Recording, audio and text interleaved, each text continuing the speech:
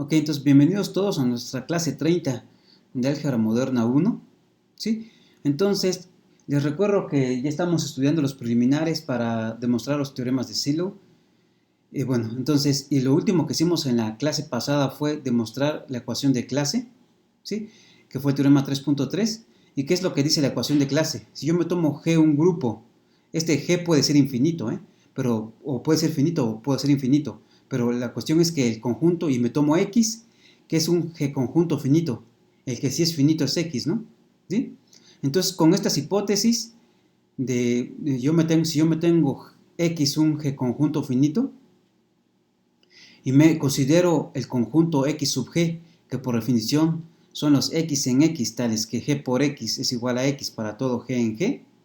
Entonces, este X sub G son los elementos de X que son fijados por la acción de G, ¿no? Por reacción de G, ¿sí?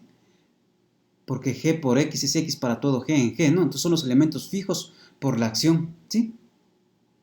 Entonces me considero los elementos fijos por la acción, que voy a anotar como X sub G, y ese X sub G pues está contenido dentro de X, ¿no? Entonces, ¿qué es lo que nos dice la ecuación de este teorema 3.3? Que va a existir cierto conjunto de elementos finitos, x1, x2, xr hasta x sub m, van a existir en todos esos en x, tales que los primeros r van a ser elementos del x sub g, es decir, van a ser los elementos fijados por la acción, los elementos fijos, ¿sí? Para alguna r mayor o igual que 0. Y además va a pasar que la cardinalidad del conjunto X va a ser igual a la cardinalidad del conjunto de elementos fijos, ¿sí? Más la cardinalidad de las órbitas de los XY, donde I va desde R más 1 hasta M, ¿no? ¿Sí? Y además esas órbitas, va a resultar que esas órbitas van a tener cardinalidad mayor o igual que 2 para I entre R más 1 y M. ¿Sí? Entonces, ¿qué es lo que estamos haciendo? O sea, en la ecuación de clase, eh, en la ecuación de clase, en este teorema 3.3, lo que nos dice es que si yo tengo X un G conjunto finito, entonces, y me considero los elementos fijados por reacción, los elementos fijos, entonces va a existir un número finito de elementos en X, ¿sí? Tales que los primeros X1 hasta XR son los elementos fijados por reacción, y los otros restantes van a tener la propiedad de que las órbitas de los restantes, desde I igual a R más 1 hasta M, sus órbitas van a tener cardinalidad mayor o igual que 2, ¿sí? Ok, entonces la demostración básicamente, ¿cómo era? La demostración básicamente era que los primeros x1, x2 hasta xr, esos son los que sus órbitas tienen cardinalidad 1, es decir, la órbita de x1 solamente tiene un elemento, la órbita de x2 solamente tiene un elemento y la órbita de xr solamente tiene un elemento. Esos son exactamente los elementos de xg, ¿sí? Entonces los primeros r elementos que existen aquí tienen la cardinalidad de sus órbitas es 1 y los restantes, la cardinalidad de las órbitas es mayor o igual que 2, ¿sí? Entonces básicamente esa era la demostración, porque recordemos que las órbitas formaban una partición del conjunto X, ¿sí? Ok, entonces ahora utilizando la ecuación de clase, bueno, entonces una observación. Notemos que podría pasar que todos los elementos que el R que estoy teniendo aquí sea exactamente la cardinalidad del conjunto X. Es decir, que todos los elementos de XG, que XG coincida con todo el conjunto X, ¿sí? Y entonces en ese caso, pues este sumando no aparece, ¿sí? Y entonces, pues trivialmente, si todos los elementos de XG son X, pues trivialmente la cardinalidad de X es la cardinalidad de X sub G, ¿no? ¿Sí? Pero podría pasar que este sumando no existiera, este sumando no existe, en el caso en el que X sub G coincide exactamente con con el conjunto X, ¿no? Esto pasa así, solo así. pasa así, solo así. X es igual a X sub G, ¿no? ¿Sí? Ok. Entonces, pues bueno, entonces utilizando esta ecuación de clase, esta es la ecuación de clase, ¿no? La ecuación de clase lo que me dice es que la cardinalidad del G conjunto finito X lo puedo describir como la cardinalidad del conjunto fijado por la acción, de los elementos fijados por la acción, más ciertas cardinalidades de ciertas órbitas, ¿no? Donde estas órbitas tienen cardinalidad mayor o igual que 2. ¿Sí? Ok. Entonces esta es la ecuación de clase. Entonces en base a esto vamos a demostrar el siguiente resultado que nos dice que es el corolario. Entonces este es 3.3, corolario 3.4. Corolario 3.4.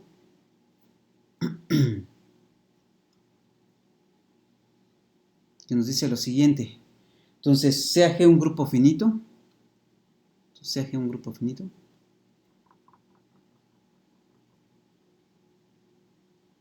Grupo finito. Entonces, existen elementos en G. Entonces, existen elementos X1, X2, XM, M en G, tal que pasa lo siguiente. Tal que el centro de G es exactamente X1 hasta XR para alguna R. Para alguna R entre 0 y M. Para alguna R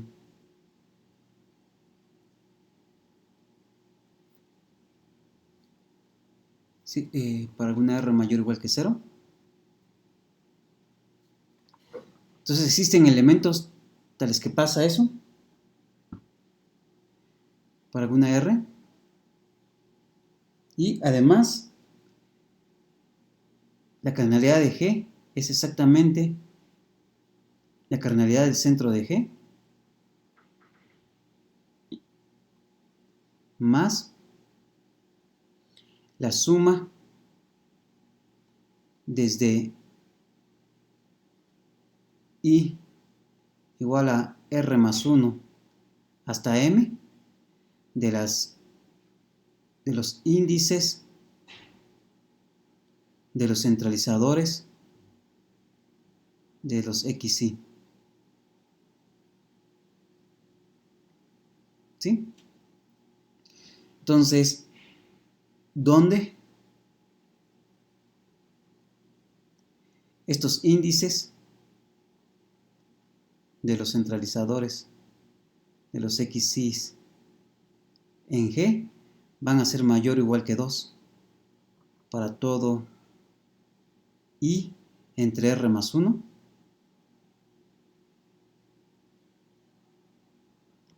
y M?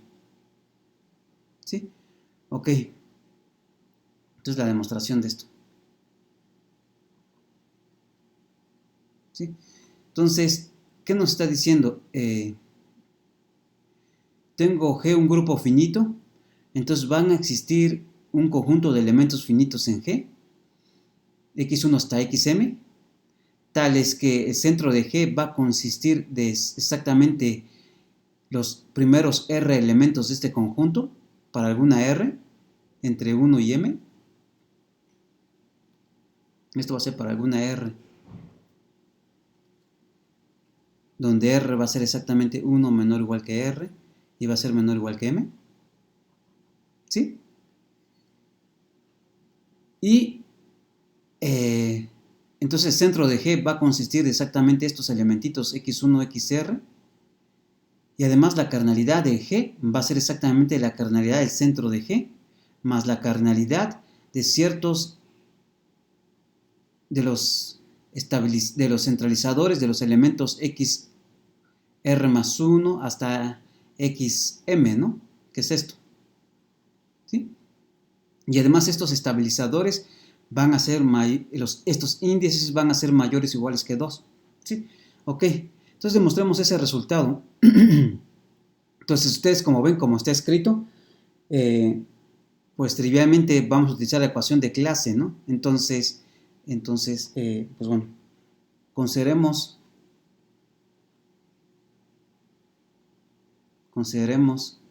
necesitamos un G conjunto, ¿no? Entonces consideremos X por definición igual a G y definamos acción alfa, que va a ir de, en este caso mi X es igual a G, ¿no? De G cruz G en G, como ¿quién? Como alfa de un elemento X, G, pues ustedes ya se imaginan qué va a ser, pues va a ser G, X, G a la menos 1. ¿Sí? Ok, entonces, esta es la acción que estamos definiendo. ¿Sí? Ok, y entonces, ¿quiénes son los elementos? Esta es una acción y ahora vamos a aplicar la ecuación de clase, ¿no? Entonces, tenemos que G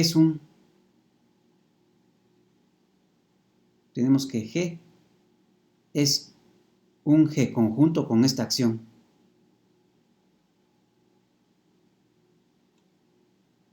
Con esta acción.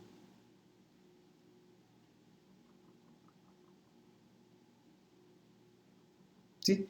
Entonces, pues necesitamos calcular el conjunto de elementos fijos, ¿no? Entonces, ¿quién es el conjunto de elementos fijos? Los elementos fijos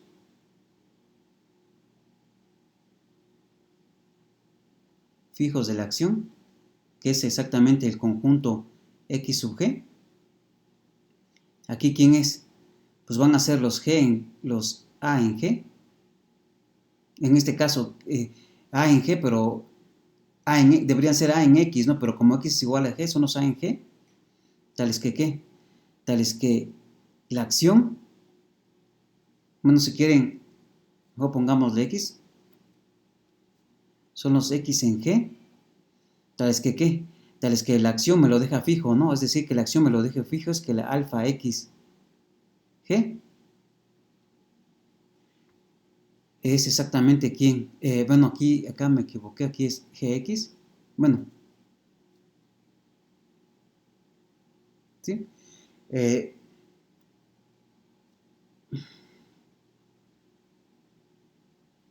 Tales que, ¿quiénes van a ser los elementos fijos? Pues son aquellos que bajo la acción quedan fijos para todos los elementos de G, ¿no? Eso lo que quiere decir es que alfa de G de X sea X para todo G en G, ¿no? Esos son los elementos fijados por la acción. En este caso, ¿esto qué es? Es exactamente los X en G, tales que la acción me los deja fijos. ¿Eso qué quiere decir? Tales que G, X, G a la menos 1 es igual a X para todo G en G, ¿no? ¿Sí? Y estos son exactamente, ¿qué elementos? Estos son exactamente los elementos X en G, tales que ¿qué? Tales que Gx es igual a XG para todo G en G. Y esto es exactamente ¿quiénes son los elementos de G que conmutan? ¿Quiénes son los elementos de G que conmutan con todos los elementos de G? Pues por definición este es el centro de G, ¿no?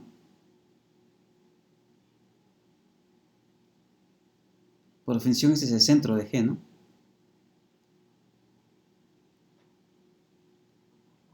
Entonces los elementos fijos mediante esta acción es el centro. Entonces, ahora sí, por la ecuación de clase,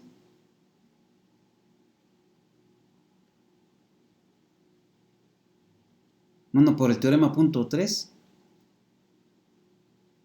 por el teorema 3.3,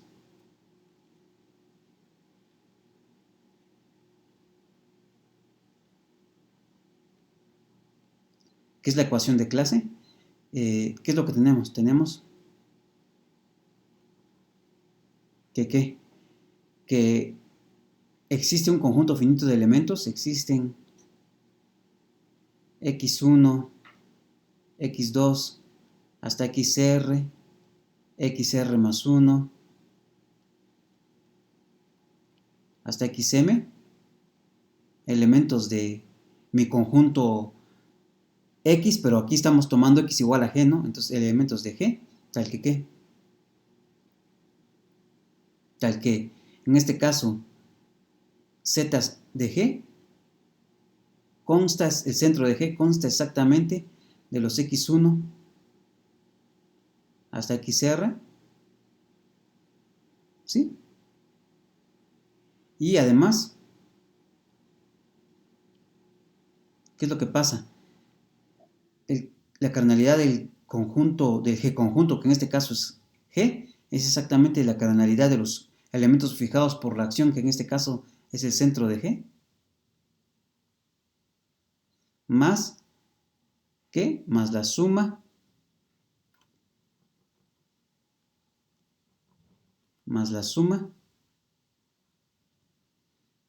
de las órbitas de los restantes, ¿no? Más la suma de las cardinalidades de las órbitas de los restantes. Eso quiere decir desde I igual a R más 1 hasta M de las órbitas de los XY.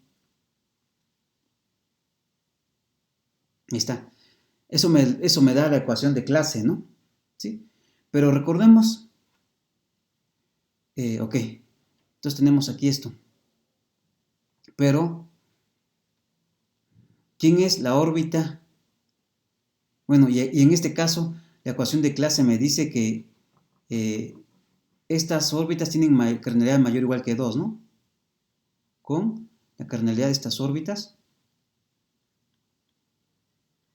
mayor o igual que 2 para todo I entre R más 1 y M, ¿no? ¿Sí? Ok, entonces tenemos estos. Pero, ¿qué es lo que sabemos? Pero, ¿quién es la órbita de XY bajo esta acción? La órbita de XY bajo esta acción son exactamente ¿quién? Los alfa de G, XY, ¿sí? Los alfa tales que ¿qué? Tales que G está en ¿dónde? En G, ¿no? Esa es la órbita, ¿sí? Porque esa es la acción que estamos definiendo, es esta, ¿no? Entonces, ¿y esto es exactamente quién? Esto es exactamente los G, XY, G a la menos 1, tales que G está en G, ¿sí? Y esto es exactamente quién, esto es lo que es exactamente la clase de conjugación, de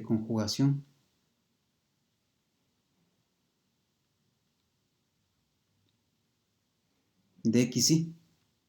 Entonces, ¿qué es lo que sabemos? Pero sabemos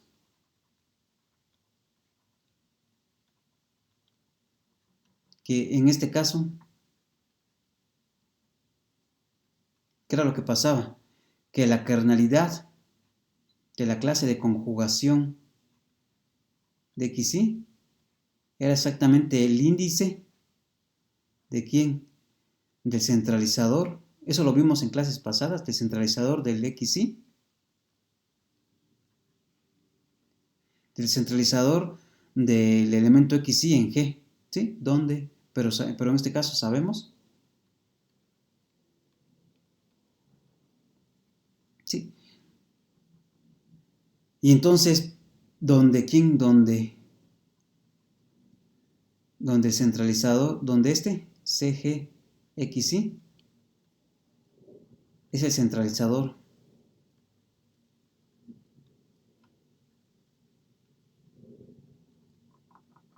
de XY. Entonces, si no se acuerdan quién es el centralizador, solamente, no lo vamos a utilizar específicamente, pero el centralizador de XY en G, pues por definición son todos los que conmutan, ¿no? Son los G en G, tales que GXY es igual a XY por G. ¿Sí? Son los elementos que conmutan con el elemento XY. ¿Sí? Ok, entonces tenemos esto. Entonces, por lo tanto, de esta ecuación que tenemos estrellita, pues nada más sustituimos, ¿no? Por lo tanto, sustituyendo en estrellita,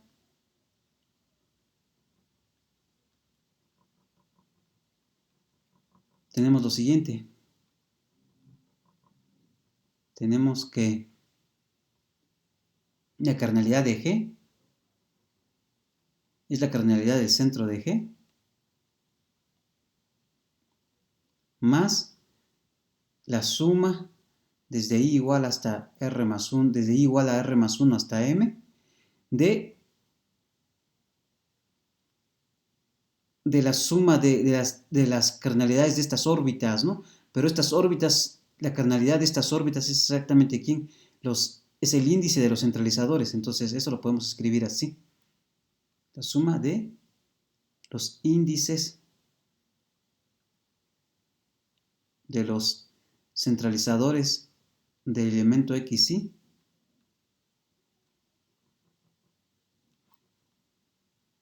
¿sí? Para cada I entre R más 1 y M, ¿no?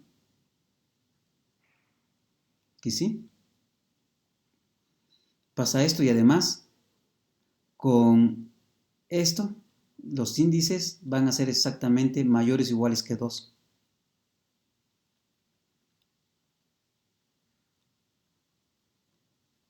Para todo I entre R más 1 y M, ¿sí? Ok, y bueno, pues ya acabamos el resultado, ¿no? Porque era lo que queríamos demostrar, ¿no? Queríamos demostrar que la cardinalidad del grupo G, era exactamente la cardinalidad del centro más más la suma de ciertos índices, ¿no? Más la suma de los ciertos índices, de ciertos índices de los centralizadores de ciertos elementos de G, que es lo que estamos diciendo acá, ¿no? Eso me decía el corolario, ¿no? Que si yo me tomaba un grupo finito, iba a existir un número finito de elementos de G, tales que los primeros R van a ser el centro de G, y además los restantes van a satisfacer que cuando yo calculo sus centralizadores y calculo los índices y sumo todos esos índices y los sumo con la cardinalidad del centro de G, todo eso me da la cardinalidad del grupo G, ¿no? Y además estos índices van a ser mayores o iguales que 2. O sea, todos estos van a ser numeritos mayores o iguales que 2, ¿no? ¿Sí? Ok. Entonces, esto nos va a ayudar a demostrar el teorema de Cauchy. Porque si ustedes se acuerdan, en la clase 29, demostramos, ahorita les muestro que demostramos este lema, que me decía que si yo me tomo G un grupo abeliano finito y me tomo un primo que divide a la cardinalidad del grupo, entonces G tiene necesariamente un elemento de orden P, pero en este lema utilizamos fuertemente que fuera abeliano, ¿sí? Ahora vamos a demostrar este resultado quitándole la hipótesis de abeliano, y ese es un teorema muy importante que se llama el teorema de Cauchy. Entonces, ese va a ser el resultado 3.5, teorema 3.5.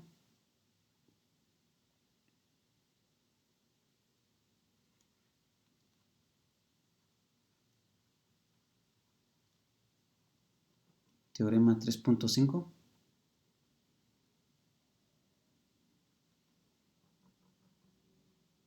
Y este es de Cauchy.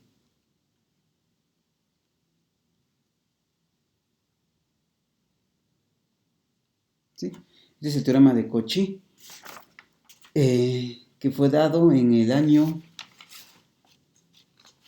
1845. 1845. ¿Y qué es lo que dice ese teorema? Me considero G un grupo finito, sea G un grupo finito,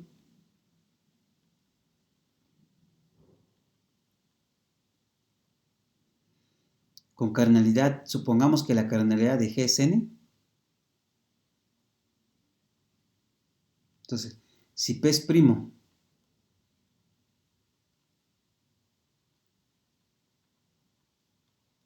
y P divide a N, entonces existe un elemento X en G, tal que el orden de X es P. Entonces existe un elemento de orden P. Entonces, ¿qué es lo que? Este teorema es muy importante, ¿no? Porque me está diciendo que para todo grupo finito y para cualquier divisor primo, de la cardinalidad del grupo, ¿sí? Va a existir un elemento que tiene exactamente orden ese divisor primo, ¿sí? Ok, y entonces, pues hagamos la demostración. Demostración. ¿Sí? Ok, entonces, como, como la cardinalidad de G es igual a N y P divide a N, entonces, ¿qué es lo que pasa? Entonces, N es de la forma P por K, para alguna K, ¿no? Para alguna K. ¿Sí? Entonces, la demostración va a ser inducción sobre K.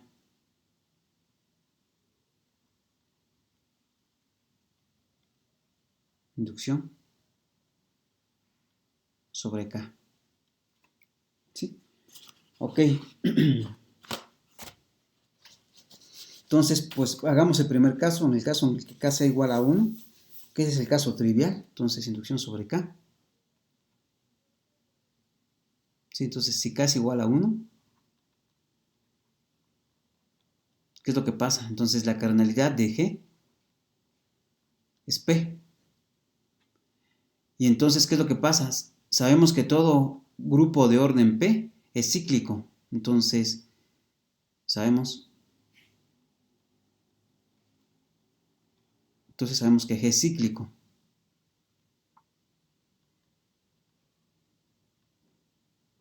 Y por lo tanto, en este caso, el G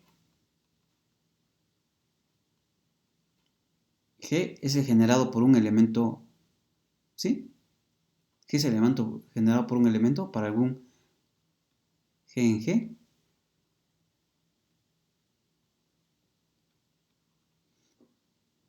Y el orden de G, pues por definición es la cardinalidad del grupo generado por G, que esto es la cardinalidad de G, que es P. Y en este caso ya acabamos, ¿no?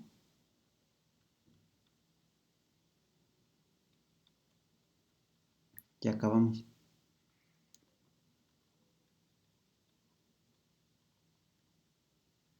¿Sí?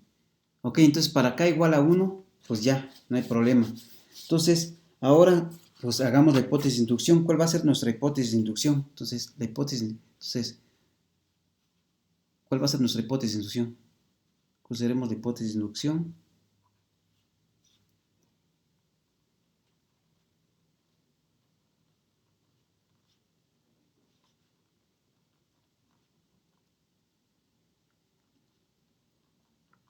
¿Cuál va a ser? Pues vamos a suponer que el teorema es cierto. ¿Sí? Entonces, supongamos que el teorema es cierto.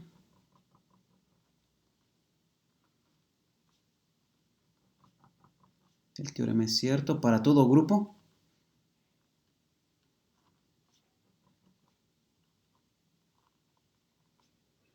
Para todo grupo G.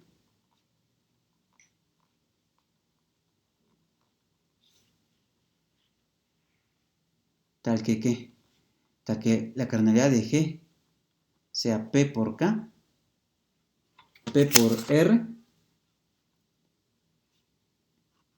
con R menor que M. ¿Sí? Entonces, mejor P por un T.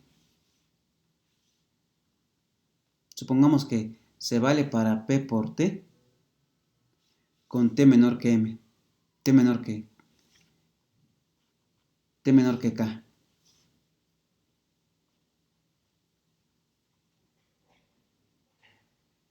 Y entonces, ¿qué es lo que debemos tomar? Este va a ser nuestra hipótesis de inducción. Y entonces, ¿qué debemos tomar? Pues ahora sea G un grupo finito, ¿no? Bueno, ya va implícito, pero sea G un grupo finito, tal que ¿qué?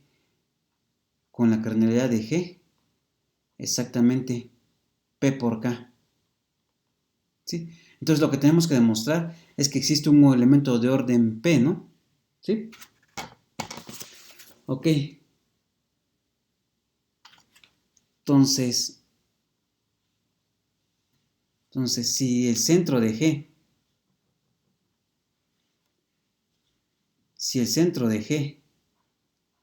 fuera todo G, ¿qué es lo que quiere decir? Quiere decir que todos los elementos de G conmutan con todos los elementos de G. Entonces lo que nos está diciendo es que entonces G es abeliano. Si el centro de G es igual a G, entonces G es abeliano.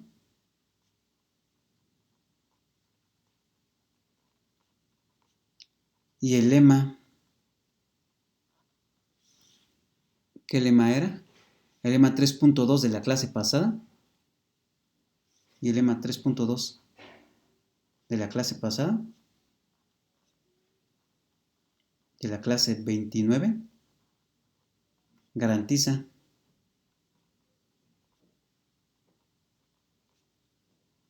que G tiene un elemento de orden P.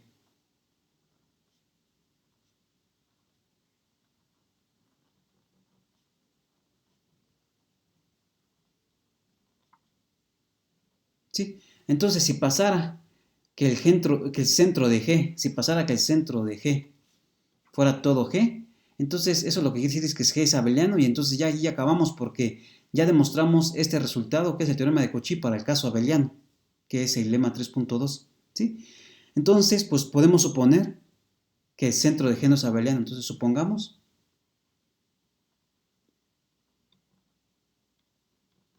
que el centro de G no es todo G. El centro de G es distinto de G. ¿Sí? Ok. Entonces, ¿qué es lo que pasa? Entonces, si no es todo G, existe, por lo tanto,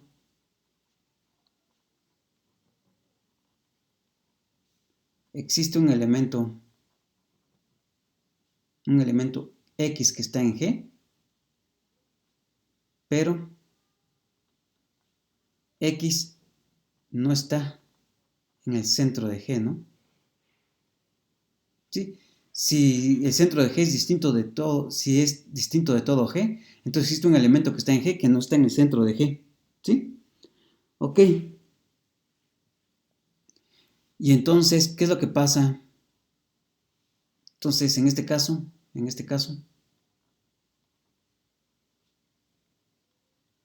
consideremos el centralizador del elemento G.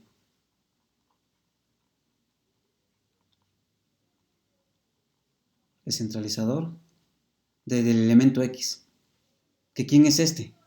Pues es, por definición, sí, es este, ¿no? ¿Que quién es exactamente? Recordemos, estos son los elementos tales que ¿qué? Son los elementos que conmutan con todos los elementos de X, ¿no? Son los G en G, tales que G por X es X por G. ¿sí? Son los elementos en G que conmutan con X, ¿no? Pero como el centro de G, pero como X no está en el centro de G, pero como X no está en el centro de G, ¿qué quiere decir? Que X no conmuta con todos los elementos, ¿sí? Como X no está en el centro de G,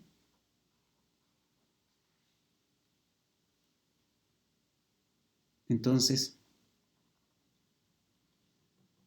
X no conmuta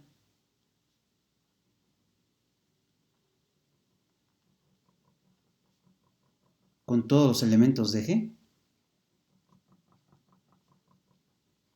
porque los elementos de centro son aquellos que conmutan con todos los elementos de G, ¿no? Entonces X no conmuta con todos los elementos de G.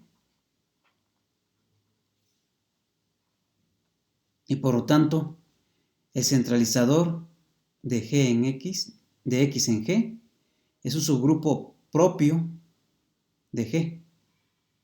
¿Sí? Es un subgrupo propio de G, ¿no? O sea, no es todo G, ¿no? Porque si fuera todo G, pues me diría que estaría en el centro, ¿no? Que X estaría en el centro, pero X no está en el centro. Entonces, por lo tanto, es un subgrupo propio. ¿Sí? Ok. Además, notemos, ¿sí? Que tenemos eso.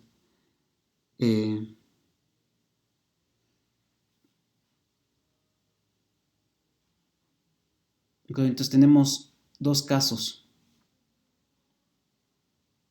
Tenemos dos casos. Entonces, caso 1, caso A. Si P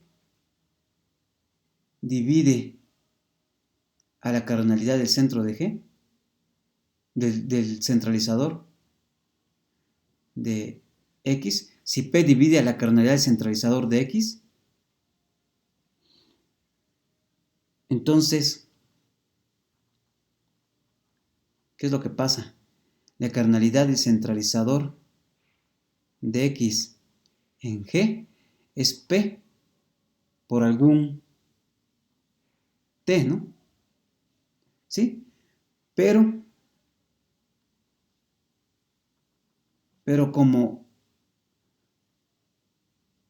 como el centralizador de X en G es un grupo propio, pero como el centralizador de X en G es un subgrupo propio de G, entonces la cardinalidad del centralizador de X en G, que es P por T, es menor que la cardinalidad de G, que es P por ¿quién? La cardinalidad de G era P por K, ¿no? P por K. Por lo tanto, T es menor que K. ¿Sí? Y entonces, por hipótesis de inducción, entonces, ¿qué es lo que tenemos? Entonces, tenemos que la cardinalidad del centralizador de X en G es P por T con T menor que K. Y entonces le puedo aplicar la hipótesis de inducción al centralizador, ¿no? Entonces, aplicando por hipótesis de inducción,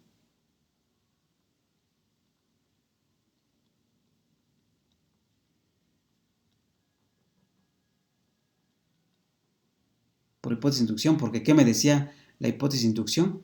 La hipótesis de inducción me decía que si yo me tenía un grupo finito, tal que ese grupo finito tiene cardinalidad P por T con T menor que K, entonces se vale el teorema, ¿no? Entonces aquí estamos teniendo un grupo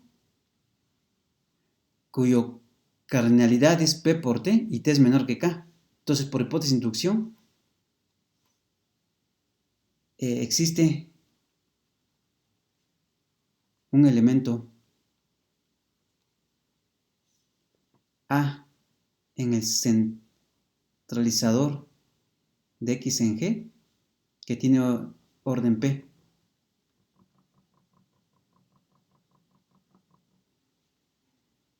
Pero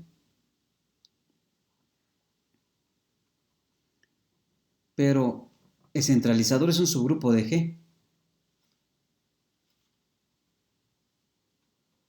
Pero el centralizador del elemento X en G es un subgrupo de G. Por lo tanto, A en G tiene orden P.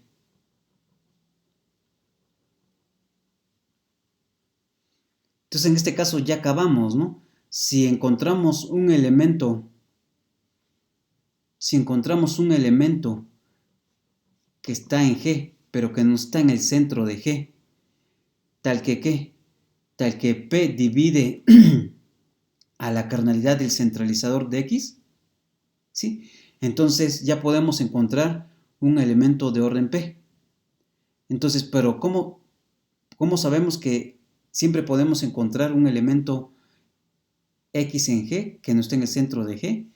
Tal que P divida la cardinalidad del centralizador de X en G, ¿no? Entonces el otro caso es que supongamos que no podemos encontrar ese elemento. Entonces, ¿ve? Supongamos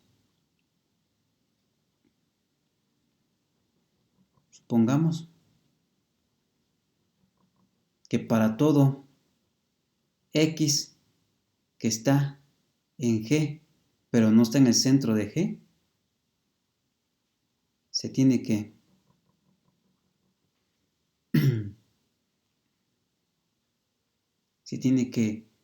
P no divide al centralizador, a la cardinalidad del centralizador de ese elementito. Déjenlo escribo abajo mejor, para que no... Supongamos que para todo se tiene que P no divide a la cardinalidad del centralizador de X en G.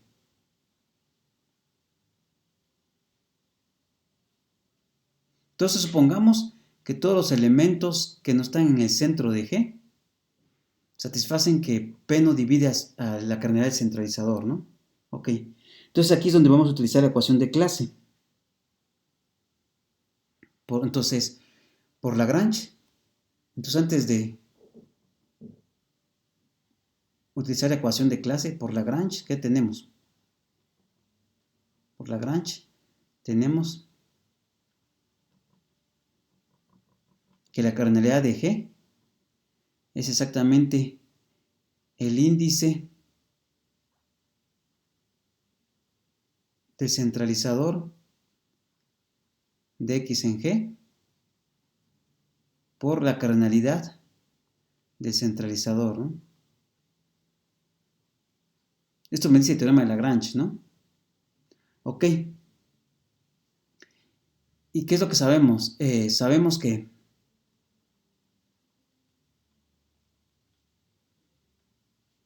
P divide a la cardinalidad de G, ¿no? Sabemos que P divide a la cardinalidad de G y que P no divide a la cardinalidad del centralizador.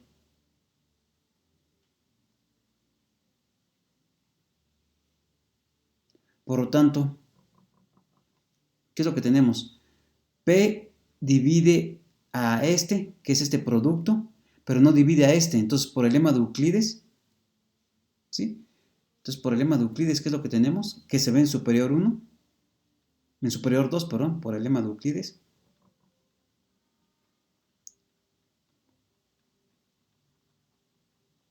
Visto en superior 2.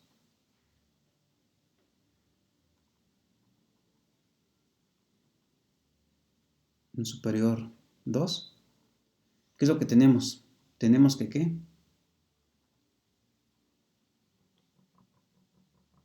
Tenemos que P divide a el índice del centralizador de G en X, de X en G, perdón. ¿Sí? Entonces, para que quede claro, ¿qué dice el lema de Euclides? El lema de Euclides dice lo siguiente.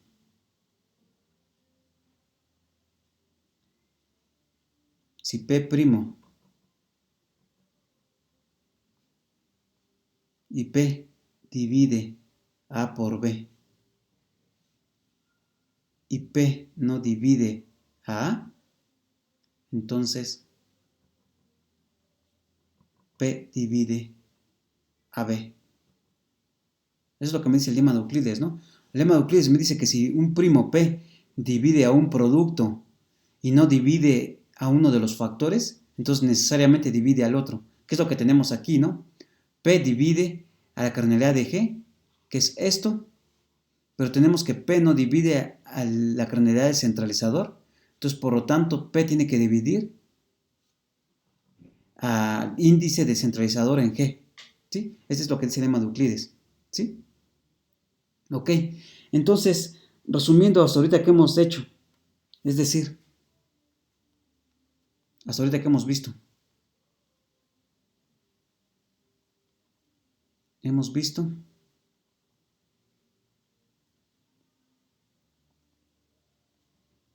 hemos visto que para todo X que está en G, pero que no está en el centro de G, se tiene que, es decir, hemos visto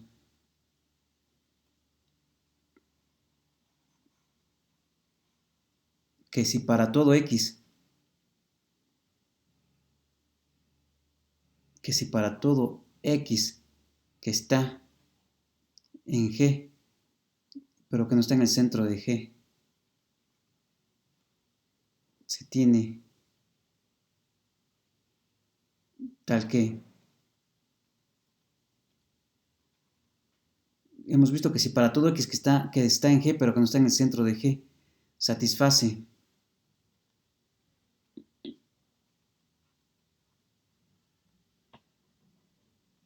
que P no divide a la cardinalidad del centralizador en G de X, entonces P divide a el índice descentralizador, P divide, perdón, acá es P divide al índice descentralizador de X en G, ¿no? ¿Sí? Ok. Entonces tenemos eso.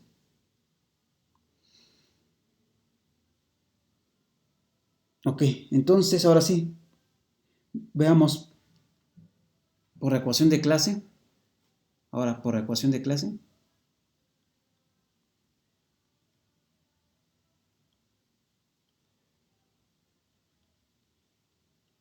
¿qué es lo que tenemos? Bueno, más que por ecuación de clase, que fue por 2.3 por teorema 3.4, que fue un corolario de la ecuación de clase, por teorema 3.4.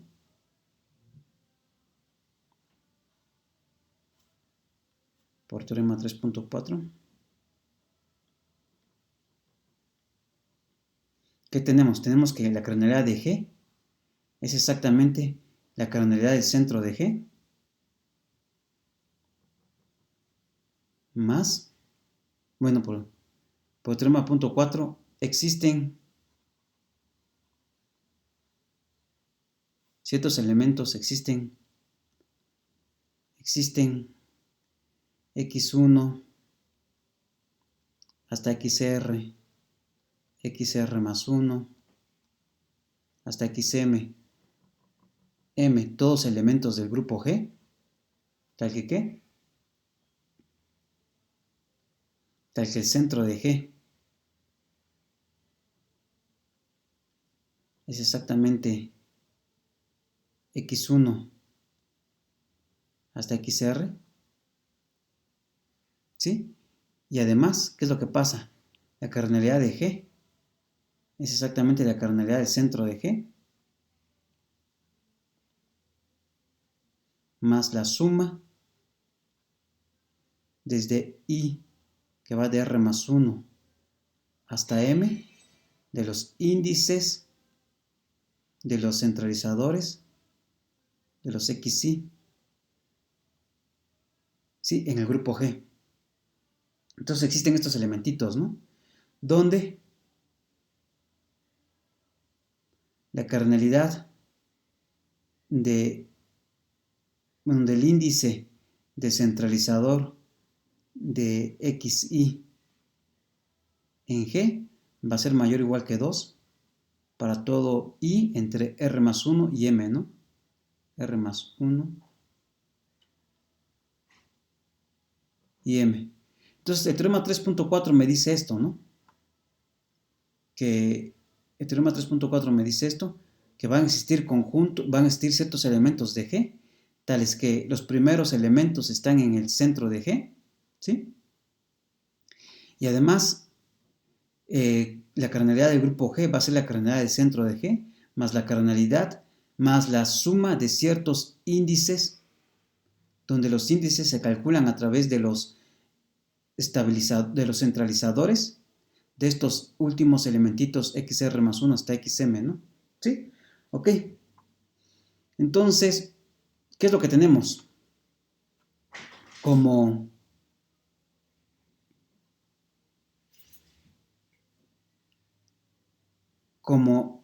estos satisfacen que el índice, el centralizador de elemento G, del elemento XY en G, es mayor o igual que 2, entonces XY, entonces centralizador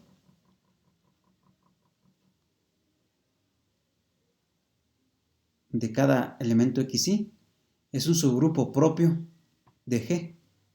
Por lo tanto, XY no está en el centro de G.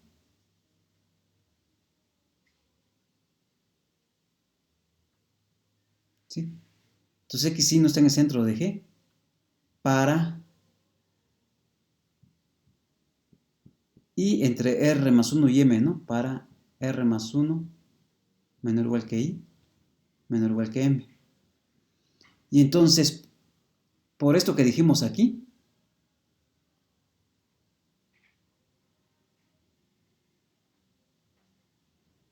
que es 2 asterisco, entonces por 2 asterisco,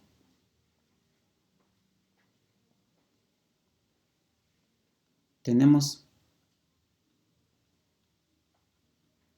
¿qué es lo que dijimos? Que estamos suponiendo que ningún elemento que está en el centro de G,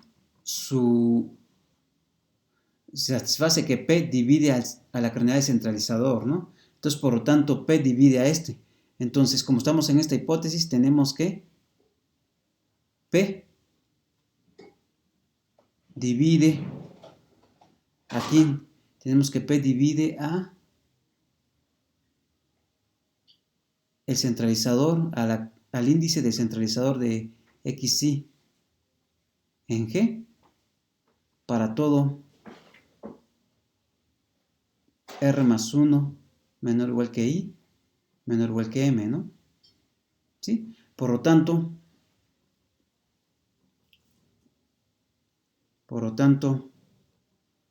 P divide a la suma desde I igual a R más 1 hasta M de estos centralizadores, ¿no? de estos índices. ¿Sí? Por tanto, P divide a esto. Y como P divide a la cardinalidad de G, entonces, ¿qué es lo que tenemos?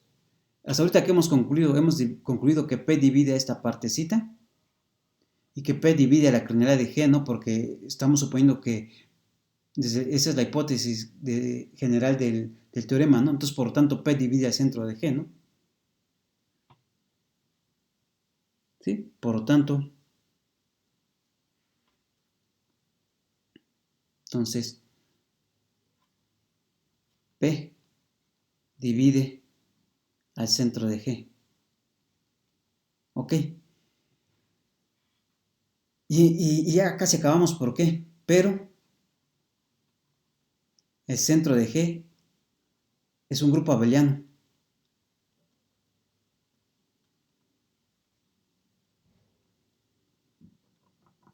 Entonces, por el lema,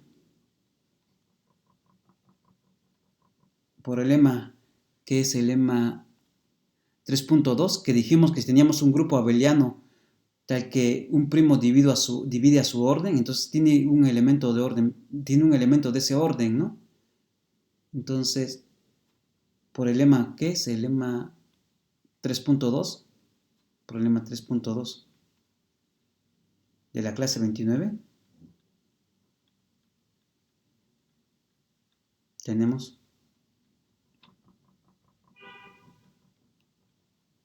tenemos que ¿qué? Que existe un elemento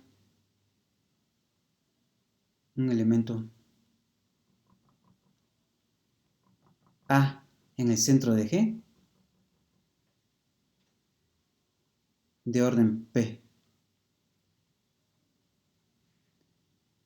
Pero el centro de G es un subgrupo de G, ¿no? Pero el centro de G es un subgrupo de G. Por lo tanto,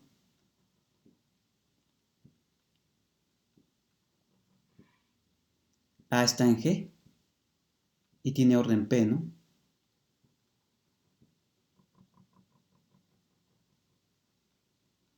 Y acabamos. ¿Sí? Entonces, a ver, recapitulando, ¿qué fue lo que hicimos? Demostramos que todo, si tomamos G un grupo finito y me tomo un divisor primo de su cardinalidad, de la cardinalidad del grupo, entonces necesariamente existe un elemento en el grupo tal que el orden de ese elemento es exactamente P, ¿no? La demostración fue por inducción. O sea, por inducción sobre quién. Tomábamos G igual a, la cardinalidad de G igual a N, ¿no? Como P divide a N, tenemos que este N es de la forma este N es de la forma P por K. Y entonces la inducción fue sobre K. Si K era igual a 1, pues la cardinalidad de G es igual a P, y entonces G es cíclico, y entonces el generador es el que buscábamos. Y entonces, pues suponíamos por hipótesis de inducción que se satisfacía eso, ¿no? Que el resultado era cierto para todo grupo que tiene cardinalidad P por T, donde T es menor que K. Y entonces habría que tomar un grupo finito que tuviera cardinalidad P por K, ¿no? Y demostrar que ahí existía un elemento de orden P. Entonces, si el centro de G era G, pues resulta ser que G era abeliano. Y entonces el lema 3.2 me decía que para el caso G abeliano siempre íbamos a encontrar un elemento de orden P, ¿no? Entonces ya habíamos acabado. Y entonces estábamos en el caso en el que el centro de G no fuera todo G. Entonces, si el centro de G no es todo G, existe un elemento en G que no está en el centro de G. Entonces, si existe un elemento que no está en el centro de G, me considero su centralizador. Entonces, su centralizador me da un subgrupo propio de G. Y entonces ahí considerábamos dos casos. Si P dividía a la cardinalidad del centralizador de X en G, pues resulta ser que como este era un subgrupo propio de G, entonces necesariamente la cardinalidad del centralizador era P por T con T menor que K. Y entonces le podía yo aplicar la hipótesis de inducción al centralizador. Entonces, aplicando la hipótesis de inducción al centralizador, iba a existir un elemento en el centralizador de orden P, pero el centralizador es un subgrupo de G. Y entonces, pues ese es el elemento que buscábamos. Y entonces, eso era en el caso en el que existiera un elemento que estuviera en el centralizado, que estuviera en el centro de G, que no estuviera en el centro de G, y que P dividiera a la cardinalidad de su centralizador. Ahora era el otro caso, ¿no? En el caso en el que teníamos que todos los elementos que no están en el centro de G satisfacen que P no divide a la cardinalidad del centralizador. Entonces, en este caso, utilizando el lema de Euclides, concluimos que si no divide a la cardinalidad del centralizador, necesariamente P divide a el índice del centralizador en G. Y entonces, utilizando ahí la ecuación de clase, obtuvimos que la cardinalidad de G es la cardinalidad del centro de G más la suma de ciertos índices, ¿sí? Donde estos índices son mayores o iguales que 2, ¿sí? Y entonces, como estos son mayores o iguales que 2, resulta ser que los elementos xr más 1 hasta xm que me encontré no están en el centro de G. Y por la hipótesis, estamos suponiendo que todos los elementos que no están en el centro de G satisfacen esta propiedad y por lo tanto satisfacen esta propiedad, ¿no? Entonces, por lo tanto, demostramos que P divide a toda esta suma, P divide a toda esta suma, pero como P ya dividía a esta cardinalidad, entonces P tiene que dividir a la cardinalidad del centro de G. Pero centro de G es un grupo abeliano, entonces ahí ya puedo aplicar el lema 3.2 que me decía que para un grupo abeliano siempre puedo encontrar un elemento del orden de P, ¿sí? Y entonces pues ya me encontré ese elemento en el centro de G, pero el centro de G es un subgrupo de G, ¿no? Entonces ese elemento está en G y tiene orden P y ahí acabamos, ¿no? ¿Sí? Entonces demostramos el teorema de Cauchy, que ese es un teorema importante, ¿no? Que me dice esto, ¿no? Que si yo me tomo un grupo finito y me tomo un divisor primo de la cardinalidad del grupo, entonces va a existir un elemento en G tal que el orden de ese elemento es exactamente P. ¿Sí? Ok, entonces por hoy termino esta clase y en la siguiente clase pues vamos a dar corolarios de este resultado. ¿Sí? Bueno.